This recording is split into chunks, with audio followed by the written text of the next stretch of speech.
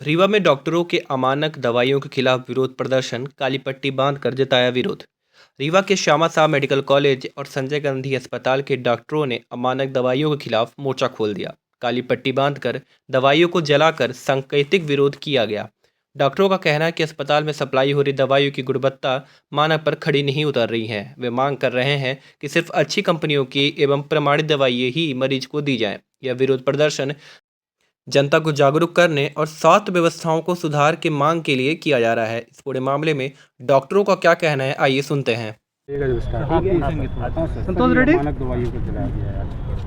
Sir, आज ये अमानक दवाई में तो इसका क्या उद्देश्य क्या है, क्या वजह है? इसका उद्देश्य ये है कि जनता को इस बारे में जागरूक करना कि जो हमारे कुछ दवाइयाँ जो सप्लाई में आ रही हैं वो मानक के स्तर पे खरी नहीं उतर रही हैं। कहने का मतलब ये है कि अगर किसी दवा का एक डोज है जिसका 500 मिलीग्राम हो रहा है, तो हो सकता है उसमें जो दवाई है वो 200 मिलीग्राम हो, या जो उसका कंपाउंड है वो डिफेक्टिव हो, तो वो दवाइयाँ असर नहीं करती हैं मरीज़ पे।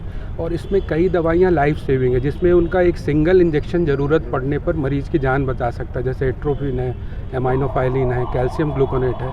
तो हमारा उद्देश्य ये है कि जो दवाइयाँ हमारे हॉस्पिटल्स में, हमारे मेडिकल कॉलेजेस में आ रही हैं मरीजों के इलाज के लिए, वो एक स्टैंडर्डाइज हों, अच्छी कंपनी की हों। अच्छी कंपनी का मतलब जहाँ पे पूरा क्वालिटी कंट्रोल होता हो। अगर वो दवाइयाँ सप्लाई होंगी तो हमारा इलाज बेहतर होगा, हमारे इलाज के रिज़ल्ट अच्छे होंगे और हमारी जो जनता है, हमारे जो मरीज़ हैं, उनको सबसे अच्छा बेस्ट परिणाम मिल सकेगा।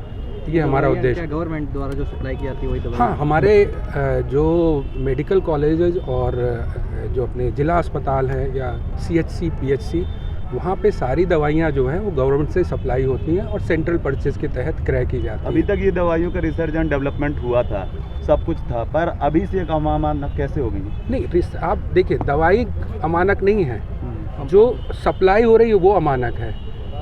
सपोज हम कोई दवा लिख रहे हैं, है ना, हम उसका नाम लिख रहे हैं कि लीवोफ्लॉक्सासिन दवा है। दवा तो वो रिसर्च और उससे लीवोफ्लॉक्सासिन इस बीमारी में काम करती है, ये पक्का है। लेकिन जो दवाइयाँ यहाँ मरीजों को दी जा रही हैं वो अमानक पाई गई हैं। तो यहाँ रिसर्च एंड डेवलपमेंट से बात नहीं है, जो सप्लाई हो रही है वो सही ढंग से नहीं हो पा रही है। सर, लगभग ऐसी कितनी दवाइयाँ होंगी, किस किस बीमारी में इस्तेमाल होती हैं? अब जैसे इसमें ये आपने देखा होगा, 3 महीने पहले एक न्यूज़ आई थी, आपके सभी पेपर्स में थी कि ये दवाइयाँ अमानक पाई गई। मैंने आपके PDF फाइल में शेयर भी किया था। तो उसमें कुछ कंपनीज़ हैं, जैसे एमाइनोफाइलिन है, कैल्शियम ग्लूकोनेट है, एट्रोपिन है, ये सारी दवाइयाँ, सबका नाम मुझे भी एग्जैक्टली याद नहीं है, लेकिन मैं आपसे शेयर कर लूँगा कि ये दवाइयाँ अमानक पाई गई थी। अब ये है कि जो कंपनियाँ ब्लैक लिस्टेड हुई हैं उन पे कार्यवाही हो और आगे इस तरह की कार्यवाही की जाए कि इस तरह की दवाइयाँ पुनः सप्लाई ना हो, क्योंकि ये मरीज़ की ज़िंदगी से जुड़ा हुआ मामला है। तो इन चीज़ों पे हमें पूरी तरह से, मतलब ज़ीरो टॉलरेंस की हमारे पास वो होनी चाहिए कि इस पे हमें किसी प्रकार का, मतलब कोई ढिलाई नहीं होनी चाहिए, और जो भी इस तरह कर रहा है उनके ऊपर कड़ी से कड़ी कार्रवाई होनी चाहिए।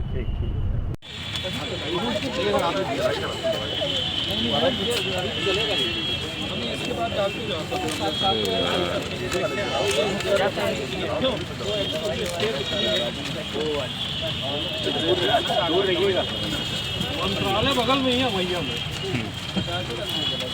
पटाखा डालना था। चलो चलते फोटो।